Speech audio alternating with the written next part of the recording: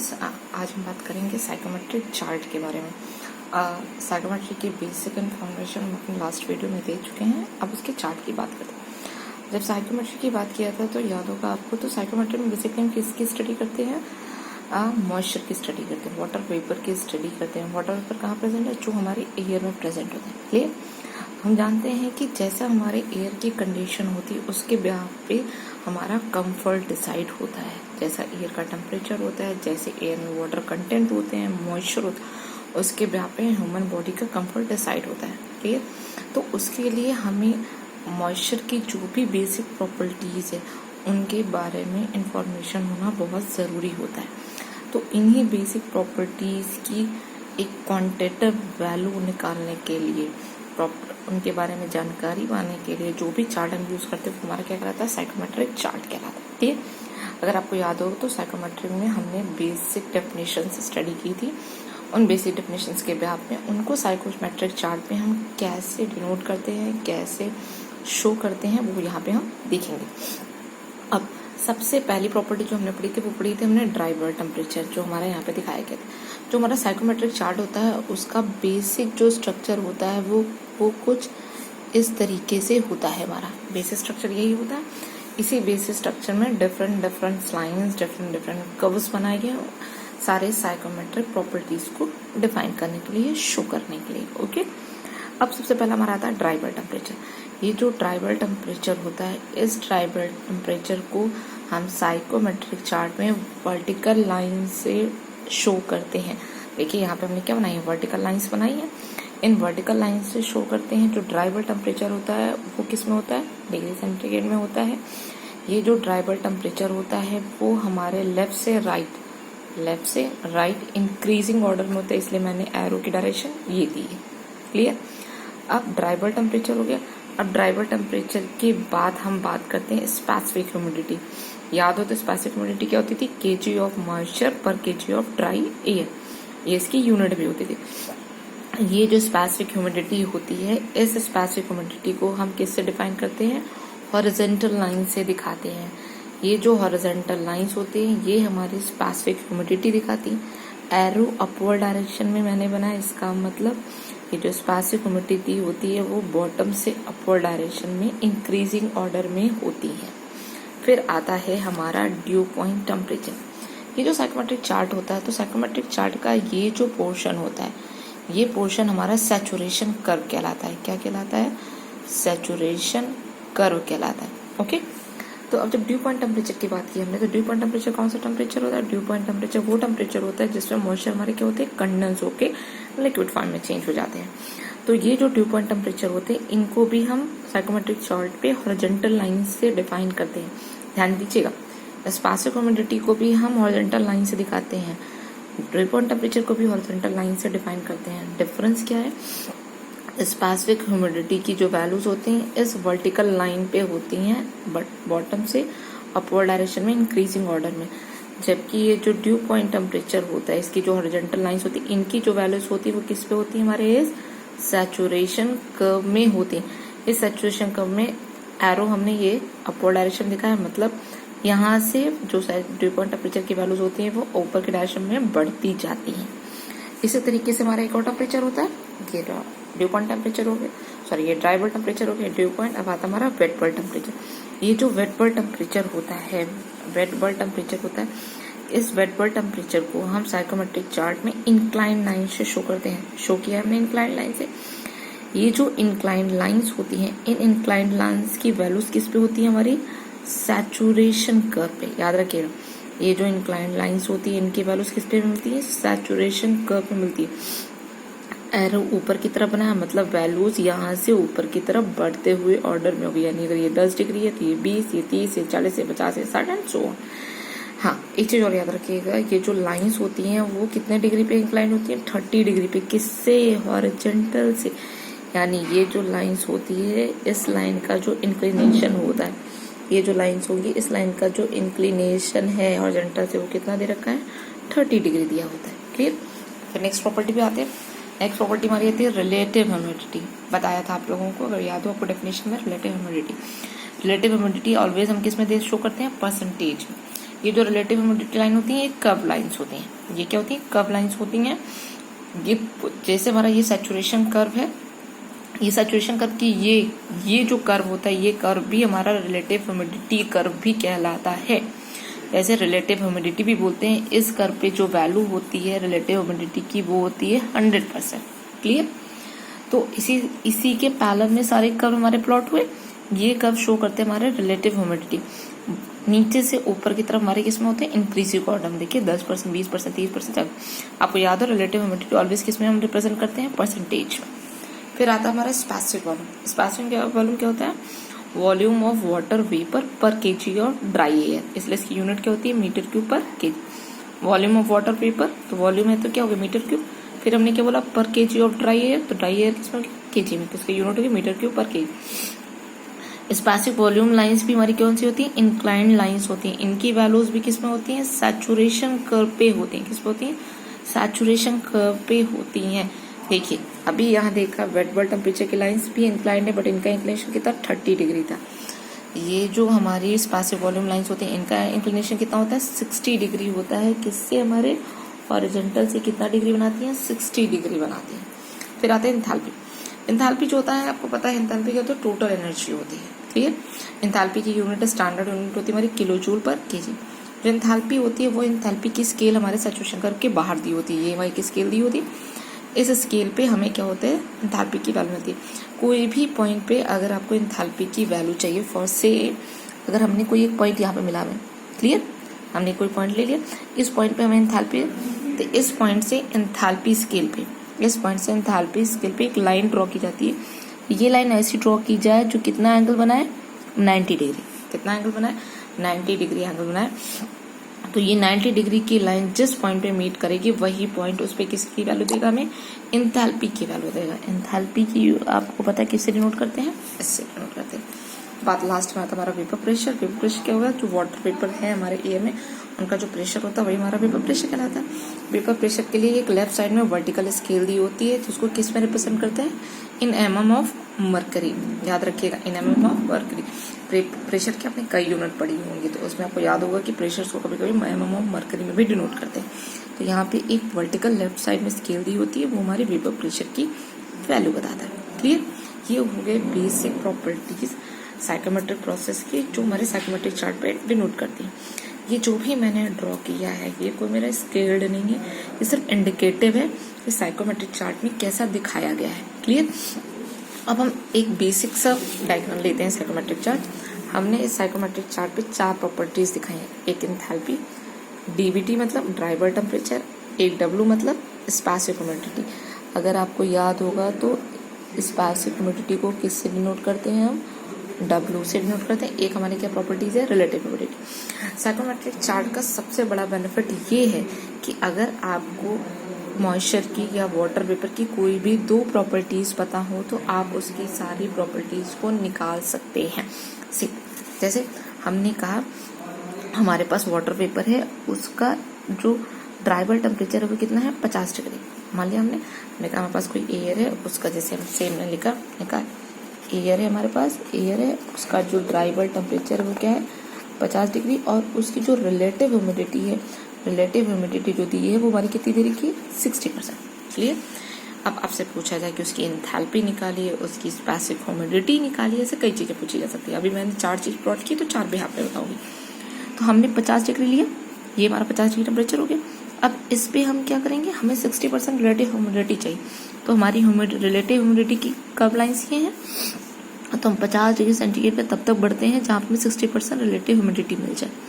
50% बढ़े, यहाँ पे तो 40% है, नहीं। फिर ऊपर बढ़ा, ये 50% नहीं। फिर आगे बढ़े कि किस पे, कौन सी लाइन पे मिला? 60% रिलेटिव ह्यूमिडिटी। 60% रिलेटिव ह्यूमिडिटी मिला तो इस पॉइंट पे हम एक सर्कल प्लॉट करते हैं। क्या प्लॉट किया? सर्कल प्लॉट किया। ये जो सर्कल होता है इस सर्कल को हम बोलते हैं अलाइनमेंट सर्कल बोलते हैं। क्या बोलते हैं? Alignment circle. तो इस सर्कल पे हमें वो पॉइंट मिल गया जो पॉइंट हमें यहाँ डिफाइन किया गया है। हमने मान लिया ये पॉइंट हमारा क्या है? Point A. क्लियर? अब आपसे पूछा गया कि इस पॉइंट ए पे इसकी स्पेसिफिक ह्यूमिडिटी बताइए, इसकी एंथैल्पी की वैल्यू बताइए। क्लियर? अब स्पेसिफिक ह्यूमिडिटी आपको पता कौन सी लाइन होती है? हॉरिजॉन्टल लाइन होती है। तो अगर इस पॉइंट ए से हम with the help of scale एक हॉरिजॉन्टल लाइन ड्रॉ करें तो ये कहीं ना कहीं इस पे इंटरसेक्ट करेंगे, कहीं पे इंटरसेक्ट किया, जैसे यहाँ पे इंटरसेक्ट किया, तो जहाँ पर भी इंटरसेक्ट करेगा वहाँ पे जो भी स्केल पे स्पेसिफिक ह्यूमिडिटी की वैल्यू दी होगी वही उसकी किसकी वैल्यू जाएगी, इस पॉइंट ए की इस पर्टिकुलर 50 डिग्री सेंटीग्रेड और 60% रिलेटिव ह्यूमिडिटी पे इसकी किसकी वैल्यू जाएगी, स्पेसिफिक ह्यूमिडिटी की वैल्यू। अब इसे पूछा जाए एंथैल्पी, तो आपको भी बताया कि जो भी पॉइंट पे एंथैल्पी चाहिए उस पॉइंट से एक लाइन ड्रॉ करिए किस पे, एंथैल्पी स्केल पे, ऐसा कि कितना एंगल बनाए, 90 डिग्री बनाए। क्लियर। तो हमने इस पॉइंट ए से एक लाइन ड्रॉ की, डॉटेड लाइन ड्रॉ की, जो एंथैल्पी स्केल पे मार्क हुई, इंटरसेक्ट की, कितने एंगल पे बनाते हुए, 90 डिग्री। तो इस पॉइंट पे जो भी एंथैल्पी की वैल्यू होगी वही हमारे पॉइंट ए के लिए किसकी वैल्यू हो जाएगी, एंथैल्पी की वैल्यू हो जाएगी। क्लियर। अब इसी तरीके से आपको जो भी वैल्यू, जैसे अगर आपको बोला जाए कि आपके पास स्पेसिफिक ह्यूमिडिटी दे रखी है और ड्राई बल्ब टेम्परेचर दे रखा है, मान लीजिए स्पेसिफिक ह्यूमिडिटी की वैल्यूज मैं कुछ भी लिख देती हूँ, यहाँ पे 100 लिख दिया, यहाँ 200 लिख दिया, मैंने ऐसा रैंडम लिख दिया। क्लियर। आपसे बोला गया कि हमारा 90 डिग्री सेंटीग्रेड ट्राइबल टेम्परेचर है और 200 उसकी स्पेसिफिक ह्यूमिडिटी है, तो 90 पे बढ़े, कहाँ 200 इंटरसेक्ट किया, ये 200 मिला। क्लियर। 90 पे ऊपर बढ़ते गए और 200 इंटरसेक्ट किया, ये हुआ। यहाँ पे एक सर्कल ड्रॉ किया, ये हमारा अलाइनमेंट सर्कल हो जाएगा। अब इस अलाइनमेंट सर्कल से जो भी रिलेटिव ह्यूमिडिटी का कर्व, अभी यहाँ मैंने बेसिक कर्व बनाया है, आप जब साइकोमेट्रिक चार्ट देखेंगे तो उस पर बहुत सारे कर्व्स बने होते हैं, मतलब ये मैंने डायरेक्ट लाइन शो की कुछ बेसिक, वहाँ पे बहुत सारी लाइट लाइंस ड्रॉ होती है जो उसके हर पॉइंट पे वैल्यूज दी होती हैं। अभी तो मैंने 40, 50, 60 दिया, वो 10, 20, 5, 10, 15 सब की होती हैं। तो इस पॉइंट पे जो भी कर्व लाइन मीट करेगी वो किसकी वैल्यू देगी, रिलेटिव ह्यूमिडिटी की। इस पॉइंट से आप क्या ड्रॉ करेंगे, एक वर्टिकल लाइन ड्रॉ करेंगे, कहाँ पे जाएगी, एक लाइन ड्रॉ करेंगे जो कहाँ पे कितने एंगल बनाते हुए इंटरसेक्ट करे, 90 डिग्री बनाते हुए एंथैल्पी लाइन पे कहीं इंटरसेक्ट करे, वहाँ पे जो एंथैल्पी की वैल्यू होगी वही उसकी किसकी वैल्यू हो जाएगी, इस पॉइंट पे एंथैल्पी की वैल्यू। इस तरीके से देखा कि कोई भी अगर आपको 2 बेसिक प्रॉपर्टीज पता हो तो उन बेसिक प्रॉपर्टीज के बेस पे आप बाकी सारी प्रॉपर्टीज को बता सकते हैं। अभी मैंने यहाँ 4 प्रॉपर्टीज ली हैं, आप dry bulb temperature due point temperature पे काम कर सकते हैं, वेट बल्ब टेम्परेचर लीजिए, उसके बिहाफ पे भी आपको सारी प्रॉपर्टीज नोन हो जाती हैं। अब हम बात करते हैं साइकोमेट्रिक के प्रोसेस की बात की। साइकोमेट्रिक प्रोसेस में सबसे बेसिक प्रोसेस आता है सेंसिबल हीटिंग। अगर आपको हीटिंग के बारे में पता हो तो आपको ये पता होगा, तो जो हीटिंग होती है, हीट होती है, 2 होती है, एक लैटेंट हीट होती है, एक सेंसिबल हीट। लैटेंट हीट क्या, जहाँ पे टेम्परेचर इंक्रीज करता है, ओके। लैटेंट हीट का जहाँ पे फेज चेंज होता है। क्लियर। अभी हमने किसकी बात की, सेंसिबल हीट। सेंसिबल हीटिंग मतलब हीट में चेंज आ रहा है, हीटिंग हो रही है, यानी टेम्परेचर हमारा बढ़ रहा है। अभी जब एयर की बात करते हैं, मॉइस्चर की बात करते हैं, तो एयर है मॉइस्चर का एक्चुअल टेम्परेचर हमारा कौन सा टेम्परेचर कहलाता है, ड्राई बल्ब टेम्परेचर। जब भी हीटिंग की बात करें तो हम किसके बारे में बात करेंगे, ड्राई बल्ब टेम्परेचर। कहता है सेंसिबल हीटिंग है, यानी क्या इंक्रीज कर रहा है, dry bulb temperature increases. Clear. अब चार्ट पे एक बार देख लेते हैं, एक बार चार्ट पे देख लें, फिर इसके बाद पूरा क्लियर आपको बताऊंगी एक्सप्लेनेशन। हमने कहा कि हमारा टेम्परेचर इंक्रीज कर रहा है, हमने कहा 0.1 हमारा पहला टेम्परेचर है जिसकी वैल्यू कितनी दे रखी है, 20 डिग्री सेंटीग्रेड। हमारा टेम्परेचर 1 से बढ़ के कितना हो गया, 2 पे हमारा टेम्परेचर कितना दे रखा है, 30 से 40 के बीच में, तो ऑब्वियसली कितना होगा, 35। क्लियर। तो अब हमारा टेम्परेचर क्या हो रहा है, 20 से 35 डिग्री सेंटीग्रेड बढ़ रहा है। तो 20 से 35 बढ़ा, तो जो हमें लाइन ड्रॉ होगी वो कैसे लाइन ड्रॉ होगी, हॉरिजॉन्टल लाइन ड्रॉ होगी। अगर हॉरिजॉन्टल लाइन की बात कर रहे हैं तो इस हॉरिजॉन्टल लाइन को बढ़ाते ही आगे बढ़ाया, हमने देखा कि कहाँ पे इंटरसेक्ट की, यहाँ कहीं इंटरसेक्ट की, ये हुआ। तो ये हमारी किसकी वैल्यू हुई, कौन सा स्केल है ये, स्पेसिफिक ह्यूमिडिटी का। तो हम देख रहे हैं 0.1 और 2 के लिए स्पेसिफिक ह्यूमिडिटी की वैल्यू क्या है, कांस्टेंट। तो जहाँ पर भी हमारा ड्राई सेंसिबल हीटिंग होती है तो वहाँ ड्राई बल्ब टेम्परेचर क्या होता है, इंक्रीज करता है, बट उसकी स्पेसिफिक ह्यूमिडिटी क्या रहती है, कांस्टेंट रहती है। Specific humidity always remain constant. अब बात करते हैं किसकी, enthalpy.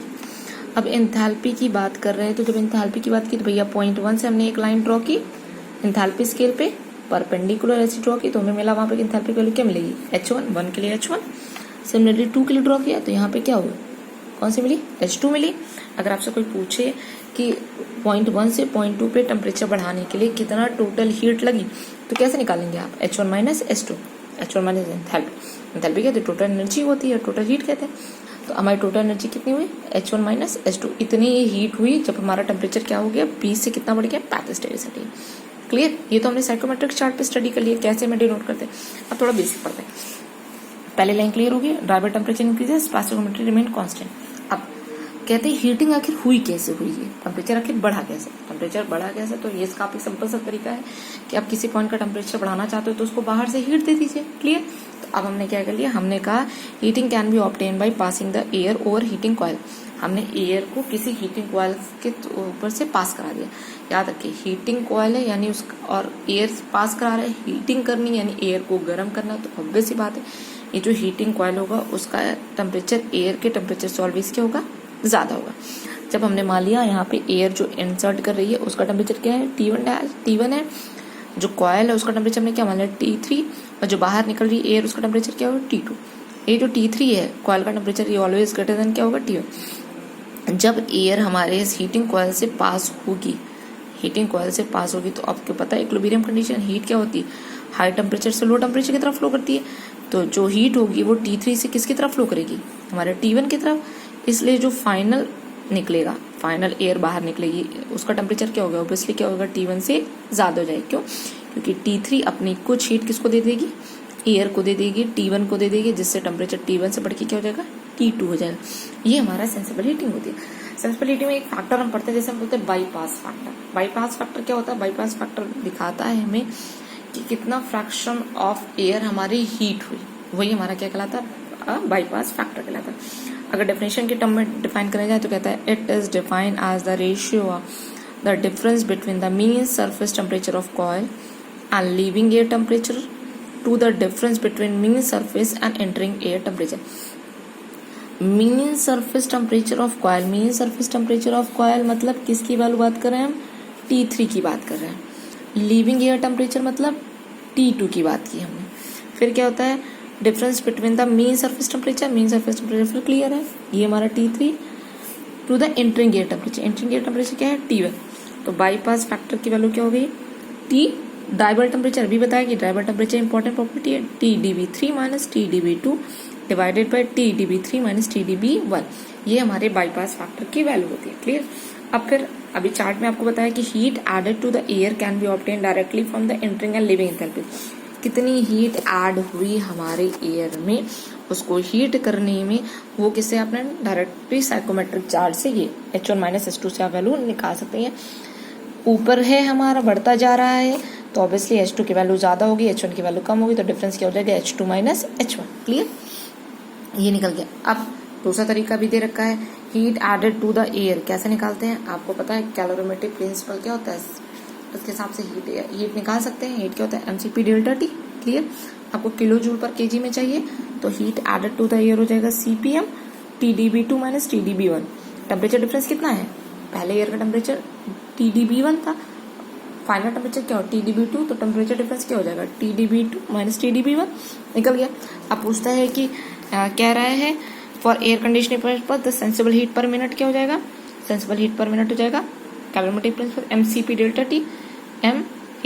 ma mass of air है, ma mass of air, kg per minute याद रखिएगा, इसकी यूनिट क्या है, kg पर मिनट। मैं यहाँ पे लिख दे रही हूँ जैसे आपको याद रहे, इसकी यूनिट है kg per minute. Clear? CPM हो गया specific heat, delta T temperature difference. Clear? Mass को आपको पता है, मास फ्लो रेट को आप ले सकते हैं VA इंटू रो ए। ये क्या होता है, rate of dry air flowing metre cube per minute. Clear? और ये हमारा क्या हो जाता है, density of air. Clear? Rho A क्या हो, density of moist air. Generally इसकी वैल्यू हमें पता होती है, 20 डिग्री सेंटीग्रेड 50% रिलेटिव ह्यूमिडिटी पे ली जाती है। CPM ह्यूमिड स्पेसिफिक हीट होता है, डेल्टा T आपको पता है TdB2 माइनस TdB1। इस तरीके से आप वैल्यूज, इस तरीके से आप जो भी वैल्यूज हैं वो यहाँ से सेंसिबल हीट की वैल्यू आप निकाल सकते हैं। क्लियर? अब अगर आपको पता हो ये कैसे निकाला गया तो आपको FM में पढ़ाया गया होगा। मास आपको पता है क्या होता है, डेंसिटी इंटू वॉल्यूम होता है, याद है। पर यहाँ मास की यूनिट क्या है, मास की यूनिट है kg पर मिनट। तो हमारा जो चाहिए मिनट तो नीचे रह गया, यही हुआ।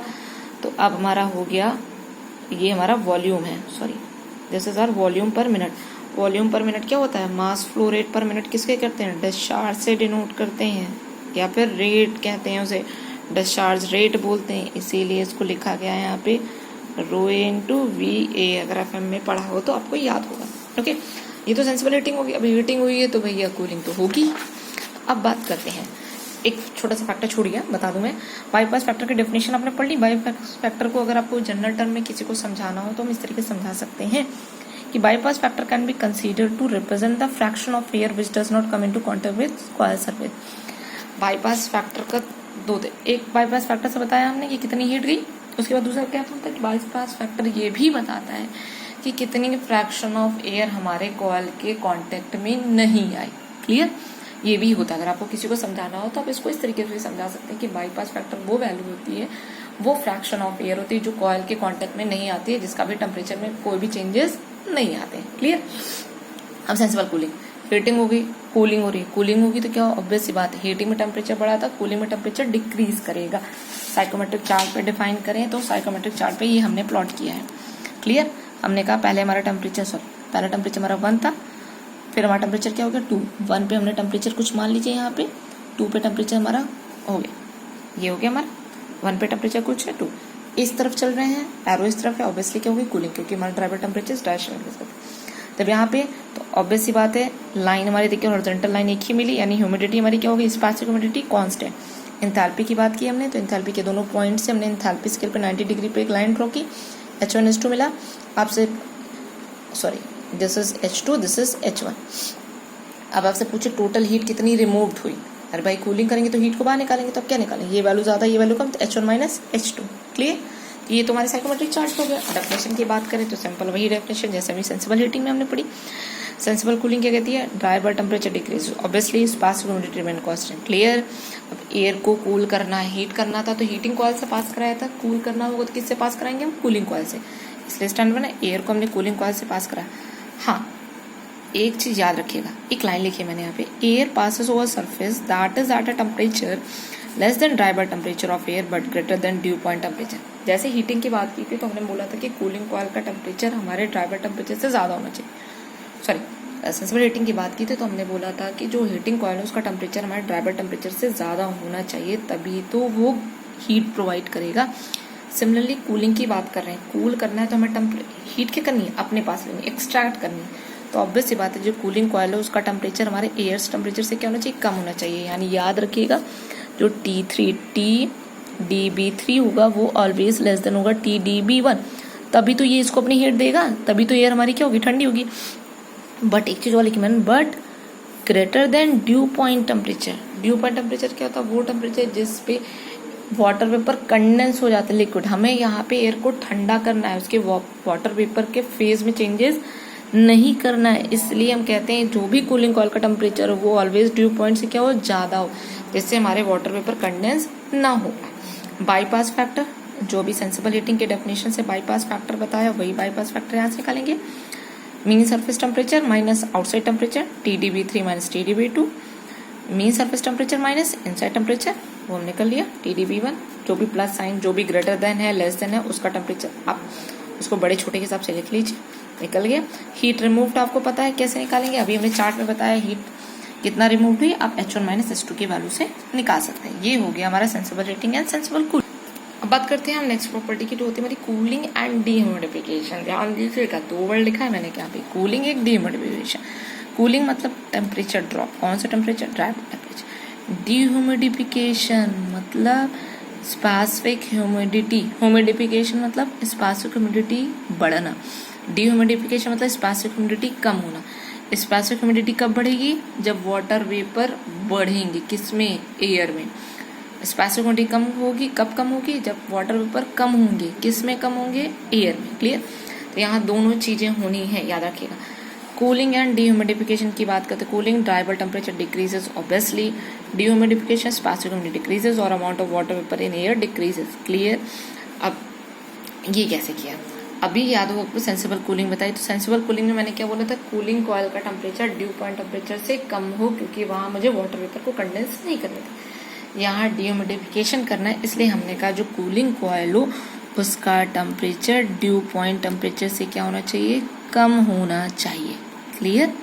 ये होता है हमारा क्या, इसे हम बोलते हैं डीह्यूमिडिफिकेशन प्रोसेस। ओके। अब क्या हुआ कि जब हमारी एयर इस कूलिंग कॉइल से पास हुई, एयर हमारी कूलिंग कॉइल से पास हुई, इस एयर का टेम्परेचर इस कूलिंग कॉइल से क्या है, ज़्यादा है, और इस कूलिंग कॉइल का टेम्परेचर जो वाटर वेपर दिए हैं उनके ड्यू पॉइंट से भी क्या है, कम है। तो जैसे ही एयर हमारे इस कूलिंग कॉइल से पास होगी, जैसे ही एयर हमारी इस कूलिंग कॉइल से पास हुई, इसके कुछ वाटर वेपर क्या हुए, इस कूलिंग कॉइल के टेम्परेचर इसका कितना है, ड्यू पॉइंट से भी कम है। इस कूलिंग कॉइल के ड्यू पॉइंट कम टेम्परेचर के वजह से ये जो एयर में वाटर वेपर थे वो क्या हो गए, कंडेंस हो गए। कंडेंस मतलब वेपर फॉर्म में थे, लिक्विड फॉर्म में कंडेंस होके वो हमारे इस कॉइल के ऊपर क्या हो गए, चिपक गए। कुछ वाटर वेपर, पूरे की बात नहीं, मैंने कुछ वाटर वेपर्स की बात करी, क्लियर, चिपक गए। अब जब ये वाटर वेपर हमारे एयर से निकल गए, एयर से निकल के किस पे हो गए, कूलिंग कॉइल पे स्टिक हो गए, तो ऑब्वियस सी बात है, तो जो वाटर वेपर कंटेंट होगा एयर में वो क्या हो गया, कम हो गया। जैसे ही वाटर वेपर कंटेंट एयर में कम हुए तो हमारी एयर क्या हो गई, डिह्यूमिडिफाई, मतलब उसकी स्पेसिफिक ह्यूमिडिटी क्या हो गई, डिक्रीज हो। अब सेकेंड स्टेप, अब इसका टेम्परेचर कम है, इसका एयर का टेम्परेचर ज़्यादा है, तो ऑब्वियस सी बात है एयर जब इसके ऊपर से पास होगी तो हीट का फ्लो हायर से नीचे लोअर की तरफ, यानी एयर से किसकी तरफ होगा, कूलिंग कॉइल की तरफ। तो एयर जो अब बाहर निकलेगी वो क्या होगी, ठंडी एयर निकलेगी। कैसे निकलेगी, कूल एयर निकलेगी। This is our what, cool air बाहर निकली। अब ये कूल एयर है, बट जितने वाटर वेपर यहाँ थे उतने वाटर वेपर भी यहाँ पे नहीं पहुंचे। क्यों, क्योंकि कुछ वाटर वेपर कंडेंस होकर हमारे कॉइल पे क्या हो गए, चिपक गए, क्लियर। यानी अब जो एयर निकली उसके में वाटर वेपर इससे क्या होंगे, कम होंगे, यानी कूल एयर निकलेगी, एज वेल एज यहाँ से कैसी एयर निकलेगी, डीह्यूमिडिफाई एयर। कैसी एयर निकलेगी, डीह्यूमिडिफाई। तो ये प्रोसेस हमारा क्या कहलाता है, कूलिंग एंड डीह्यूमिडिफिकेशन। यहाँ पे मैंने कुछ वर्ड्स लिखे हैं, सेंटेंस लिखे, देख लीजिए। Cooling coil temperature is less than due point temperature of air, हो गया। When air passes over cooling coil, some of the water vapor condense out and cooling in air also occur during the process. अब मैंने एक chart बनाया है, उसी के बारे में यहाँ पे इन्फॉर्मेशन लिखी, मैं आपको चार्ट समझा देती हूँ, क्लियर। ये मैंने एक चार्ट बनाया है, ध्यान से देखिएगा। अभी हमने क्या होगा कि इनिशियली हमारे पास एयर किस पॉइंट पे है, पॉइंट 1 पे, ओके। अभी हमने कहा कि हमारी एयर किस पे है, पॉइंट 1 पे। जब एयर हमारे पॉइंट 1 पे है, इसकी कुछ स्पेसिफिक ह्यूमिडिटी है, इसका कुछ टेम्परेचर। अब हमारी एयर पास होते हुए पहुंची किसके पास, कूलिंग कॉइल के पास। जैसे ही कूलिंग कॉइल पास पहुंची तो कूलिंग कॉइल का टेम्परेचर क्या है, less than due point temperature, less than due point temperature. तो ये जो सैचुरेशन कर्व पे लाइन, हॉरिजॉन्टल लाइन दिखाती है, कौन सी लाइन दिखाती है, ड्यू पॉइंट टेम्परेचर लाइन होती है। तो हमारा कूलिंग कहाँ तक हुई, ड्यू पॉइंट टेम्परेचर लाइन। अब जैसे ही कूलिंग कॉइल पे पहुंची एयर हमारी क्या होगी, कूल होगी, तो उसका टेम्परेचर भी हमारा क्या होगा, ड्रॉप होगा। ड्रॉप हम कहाँ पहुंच गए, पॉइंट 3 पे पहुंच गए, क्लियर। पॉइंट 3 पे, अब इनिशियल कहाँ थे, 1 पे थे, अब पहुंचे कहाँ पे 3 है। तो अगर मैं प्रोसेस को रिप्रेजेंट करना चाहूँ तो प्रोसेस हमारे क्या होंगे, ये होंगे 1 से 3 रिप्रेजेंट होंगे, क्लियर। अब पूरा होल प्रोसेस बोले तो हम कहेंगे 1 से 2, 2 से 3, और फाइनली 1 से 3 प्रोसेस कंप्लीट हुआ। अब जरूरी नहीं कि सारे वाटर वेपर कंडेंस होके कूल, ये जरूरी नहीं। 100% एफिशिएंट कहीं पर नहीं मिलता। अगर 100% एफिशिएंसी होगी तो हमें 0.3 मिलेगा कूलिंग होके। कंडेंसेशन हुआ, सारे हमारे जो भी कूलिंग हुई वो किस पे, ड्यू पॉइंट टेम्परेचर लाइन पे। बट एक्चुअल में ऐसा नहीं होता है। कुछ water vapour due point temperature पे कंडेंस होते हैं, कुछ नहीं होते। इसलिए हम प्रोसेस बोलते हैं कि 3 से पहले, इस ड्यू पॉइंट टेम्परेचर से पहले ही कहीं पे फिनिश्ड हो जाते हैं, जिस पॉइंट को हमने क्या मान लिया, 0.4 मान लिया, क्लियर। तो अब हम बोले कि एक्चुअल में जो प्रोसेस कंप्लीट हुआ वो कहाँ से कंप्लीट हुआ, 1 से 4 पे। अब एंथैल्पी की बात की जाए तो हम कहेंगे 1 पे ड्रॉ करिए लाइन, एक 4 पे ड्रॉ करिए। जो भी हमारे एंथैल्पी कर्व, एंथैल्पी स्केल को कट करे वही हमारे फाइनल वैल्यूज बताएंगे। 0.1 इनिशियल पॉइंट था, 0.4 हमारा कौन सा है, ये हमारा फाइनल पॉइंट हो गया। तो ये हमारा H1 H4 कहलाए, क्लियर। अब इसको कंप्लीट करने के लिए हमें ट्राइंगल कंप्लीट करना पड़ेगा। तो हमने कहा ये भैया हमारा ट्राइंगल हुआ। 1 से 1 डैश की बात करें तो 1 से 1 डैश वर्टिकल लाइन पे वैल्यू, यानी यहाँ पे जो कर्व की वैल्यू वो W1 होगी, यहाँ पे क्या हुआ, W1 dash. Specific humidity decrease हुई तो इसको हमने किससे लिखा, डेल्टा W से लिखा। अब वहां से 1 पे 4, specific humidity constant but temperature क्या हो रहा है, डिक्रीज हो रहा है 1 से 4। तो यहाँ कौन सा डिफरेंस लिखा, डेल्टा TB, यानी टेम्परेचर डिफरेंस, क्लियर। जब भी स्पेसिफिक ह्यूमिडिटी में चेंजेस आते हैं, टेम्परेचर में कोई भी चेंजेस हमें नहीं मिलते हैं, वर्टिकल लाइन है यानी कोई भी टेम्परेचर में चेंजेस नहीं। जब कभी भी टेम्परेचर में चेंजेस हमें नहीं मिलते हैं तो वहाँ पे हीट ड्रॉप हो रही है, हीट डिक्रीज, स्पेसिफिक ह्यूमिडिटी कम हो रही है, हीट ड्रॉप हो रही है। देखिए यहाँ पे हीट की वैल्यू H1 है, यहाँ पे हीट की वैल्यू H1 डैश, दोनों पे हीट की वैल्यू कम हो रही है। तो यहाँ पे जहाँ पर भी टेम्परेचर में कोई भी चेंजेस नहीं आते बट फेज में चेंजेस आते हैं, वो हमारी कौन सी हीट कहलाती है, लैटेंट हीट। यानी स्पेसिफिक ह्यूमिडिटी में जो चेंजेस आते हैं वो किसकी वजह से होते हैं, लैटेंट हीट की वजह से। यहाँ टेम्परेचर में चेंजेस आ रहे हैं तो किसकी वजह से होगा, सेंसिबल हीट के वजह से होगा। क्लियर। तो अब जब यहाँ पे बात की हमने तो हम कहते हैं अब total heat remove from the air पूछे हैं, तो हम टोटल हीट रिमूव हमारी क्या हो गई, H1 माइनस H4, यही हुआ टोटल लिखा हमने H1 माइनस H4। अब H1 माइनस H4 को हम लिखना चाहें तो H1 माइनस H4 को हम लिख सकते हैं। H1 माइनस H4 की बात करें तो H1 minus H1 dash, H1 minus H1 dash plus H1 dash minus H4, ये लिख सकते हैं। अभी हमने लिखा था पहले यहाँ पे H1 minus H1 dash plus H1 dash minus H1 ये 1 और 1 डैश किसकी वजह से था, कंडेंसेशन था, और 1 डैश और 4 किसका था, कूलिंग। तो कंडेंसेशन में कौन सी हीट होती है, लैटेंट हीट, इसमें कौन सी हुई, सेंसिबल हीट हुई। जो टोटल हीट होगी वो समेशन किसका होगी, sensible heat and total heat का, सॉरी सेंसिबल हीट और लैटेंट हीट। एक फैक्टर पढ़ते हैं हम सेंसिबल हीट फैक्टर। वो सेंसिबल हीट फैक्टर होता है, रेशियो होता है sensible heat to total heat, याद रखिएगा, ये कभी कभी कहीं कहीं पूछा जाता है। सेंसिबल हीट फैक्टर होता है sensible heat to total heat. तो सेंसिबल हीट टोटल हीट क्या होती है हमारी, sensible heat plus latent heat. Clear. अगर आपको कूलिंग कैपेसिटी यहाँ पे क्या हो रही है, कूलिंग हो रही है, तो कूलिंग कैपेसिटी निकालेंगे तो हमारा क्या जाएगा, मास of air H1 minus H4 into 60 divided 14,000। ये आपने जब रेफ्रिजरेशन पढ़ा होगा बेसिक तो उसमें आपको पता होगा, टन्स में बताने हैं। H1 minus H4 MA mass of air होता है इन kg पर मिनट। क्लियर, याद रखिए। कूलिंग हो रही तो अपने H1 minus H4, for example अगर यहाँ पे हीटिंग होती है, तुम्हारा क्या होता है H4 minus H1 mass of air आपको पता ही रहेगी 60 बाई 40,000। ये जो इक्वेशन होती है, ये equation heating and cooling load के निकालने के लिए होती है। यहाँ पे आपने कूलिंग लोड निकाला, इसी तरीके कहीं हीटिंग प्रोसेस पढ़ेंगे तो वहाँ हीटिंग लोड मिल जाएगा। ठीक है, याद रखिएगा, आइएगा कहीं पे तो कंफ्यूज मत होइएगा। लैटेंट हीट लोड की बात की है, लैटेंट हीट स्पेसिफिक ह्यूमिडिटी में चेंजेस आए हैं। तो लैटेंट हीट लोड कभी आपसे कोई पूछ ले कैसे निकाला जाता है, तो आप लिखेंगे हीट लोड है तो मास हमारा होगा ही total change in enthalpy. Vapour में चेंज, वेपर से हमारा चेंज हो रहा है, वेपर में डिक्रीमेंट आ रहा है तो हम लेंगे मास, डेल्टा एच को लिख सकते हैं HFG into delta W. Delta W में स्पेसिफिक ह्यूमिडिटी है। क्लियर। मास ऑफ एयर को अभी थोड़ी देर पहले हमने पढ़ा, क्या लिख सकते हैं, VA into rho A. VA क्या होता है, rate of dry air. Clear. तो हमने यहाँ सारे नोटेशन लिख दिए। VA हमारा rate of dry air flowing metre cube per minute, rho A density of moist air 1.2 kg per metre cube dry air, ये वैल्यू होती है, याद रखिएगा। HFG latent heat of vaporisation होती है, इसकी वैल्यू होती है 2500 किलो पर kg। और डेल्टा डब्ल्यू क्या होगा, W2 minus W1 for humidification process and W1 minus W2 for dehumidification process. जैसा प्रोसेस आपको बोलेगा उसके बिहाफ पे। ये हो गया हमारा कूलिंग एंड डीह्यूमिडिफिकेशन प्रोसेस।